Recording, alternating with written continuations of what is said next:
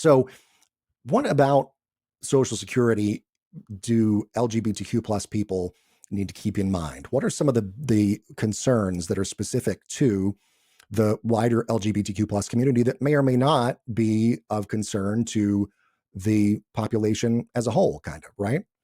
LGBTQ plus people do have unique considerations to keep in mind when planning for Social Security benefits because of things like marital history, survivor benefits, the potential for differing earnings histories between two people in a relationship. And some key points really to keep in mind here are number one, as I said, the eligibility for spousal and survivor benefits, because that's where that marital history thing comes in. If you want spousal benefits to carry over to your partner, your spouse, make sure that you are in a marriage that is legally recognized. Social Security benefits for spouses and survivors are only available to married couples or divorced couples who were married for at least 10 years. So if you're married for 10 years, got a divorce, spousal benefits are available, but Social Security benefits otherwise only available to married spouses. So make sure that your marriage is legally recognized if you want that spousal benefit to carry over. And by spousal benefit, here's what I mean. Let's say, you are married to your spouse and you have the higher income during your life, during your working years, and your spouse has a lower income than you during working years. That means when you get to retirement and you start taking Social Security, generally speaking, if you were to take Social Security starting at the same time, for example, you would very likely have a higher Social Security income coming in every year, and your spouse would have the lower of the two Social Security income. Well, let's say, God forbid, you die. Your spouse doesn't get to still keep both of those checks, but your spouse does get to keep the higher of the two payments. That's what I mean by a spousal benefit, right? They get to your higher paycheck instead of their lower paycheck from then on out. So that's what that means. And then, of course, that's really, if one partner has that higher earnings record, the other is going to be eligible for that larger survivor benefit. And then divorced couples, if you've been married, as I said, at least 10 years, you may still be eligible for those spousal benefits. So just check that out as well. The timing of benefits, and we'll talk more about this coming up in just a few minutes, but the timing of benefits is also important because if you delay past your full retirement age, which right now the full retirement age is either 66 in some months, or 67. If you delay past that right now, you're increasing your monthly benefit amount by up to 8% per year, basically getting an 8% rate of return, essentially, if you want to look at it that way, through age 70. Now, don't delay past age 70 because it won't do you any good. You don't get any more raises after that.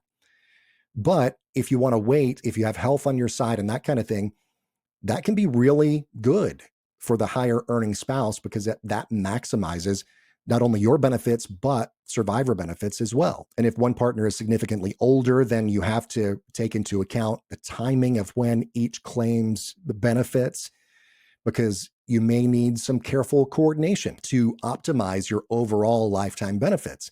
So please, please, please, if you get in contact with me, our firm can run what is called an RSSA roadmap. My colleague is a member of the RSSA's registered Social Security analyst, and he can run an RSSA roadmap. That's a really deep dive into your Social Security situation and what would be best for you and your spouse based on the information that's provided by the Social Security Administration. And then, can project on out your income and all of that and really see when would be the most advantageous time. And we'll give you different scenarios as well. It'll map out a lot of different scenarios for you so that you can determine which one of those is going to be best for you in your situation. That's what it's all about, is what's best for you. What's best for you in your particular situation. Another consideration here is, things like gender identity and name changes. You got to make sure that your records with the Social Security Administration are accurate, particularly if you or your spouse, if you have one, has undergone a name change, perhaps a gender marker change on identification, Errors or inconsistencies in that information can delay you being able to take benefits. If you have dependents, children, maybe adopted or biological kids, they could be eligible for benefits based on your earnings record if you claim Social Security before they reach age 18 or 19, if still in high school at that age. Consider tax implications as well, because, up to 85% of Social Security benefits can be taxable depending on your combined income. Joint filers may face higher thresholds for taxation, so planning for that is super, super important. My favorite of these points: seek professional advice. Yes, consult with a financial advisor who understands LGBTQ plus issues. That can help you tailor your claiming strategy. And if you reach out at takeprideinretirement.com, that's exactly what I can help you do. Then, you can get legal advice. I'm not a lawyer. I'm a financial advisor. I'm not a lawyer, right? But we can, of course, refer you to someone who can make sure that your estate plans, your wills, your power of attorney documents, all that is up to date for you, your spouse or partner, your family in general. So those are all considerations, to help you make informed decisions as a member of the LGBTQ plus community to maximize Social Security benefits and provide financial security for both partners. Reach out to me. Once again, that website, Take Pride in Retirement. So, we talked about timing there for a second, but I want to dive in just for another minute here on that. So you got to understand, first of all, your full retirement age. So when is the best time to take Social Security, to start drawing Social Security? The answer is, it depends. Depends on you. Is it your full retirement age? Maybe. And that age is the age at which you are entitled to receive your full Social Security benefit.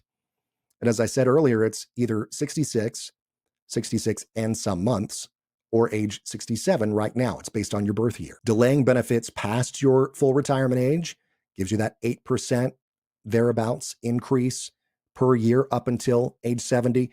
But again, don't delay past age 70, because that's not going to do you any good. Assess your health and your life expectancy.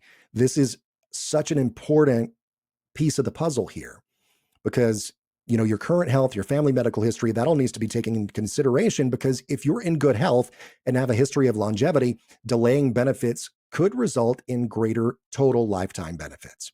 But on the other end, if you've got health concerns, or if you've got a family history of a lot of different health related issues, you might benefit from, as soon as you are eligible to draw Social Security benefits, doing that. Take the money and run could be your strategy, right? Marital status, family dynamics, those need to come into play, as I was mentioning earlier as well. Review other sources of retirement income. This is why it's so important to have multiple sources of income, because, you may have a pension. If you're lucky enough to have one, oh my gosh, you are in an amazing spot, more so than a lot of other people, because it's kind of like finding a unicorn out there these days. Not a lot of employers, unless you work for the government or maybe a large corporation that has still has that on the books, still has a pension plan available for their employees. Gone are the days where you worked for 40 years and retired, got the gold watch and a pension and went out the door. Things are different now. 401ks, IRAs, personal savings, those are things that you're going to have to, maintain and then live on in retirement, in addition to that personal pension plan that I was talking about earlier that can provide you with that lifetime income. And so, got to take into account all of those different sources, because they can provide financial support for you and allow you to delay Social Security up till age 70, so then you can increase your benefits. You got to, of course, consider tax implications as well. You've got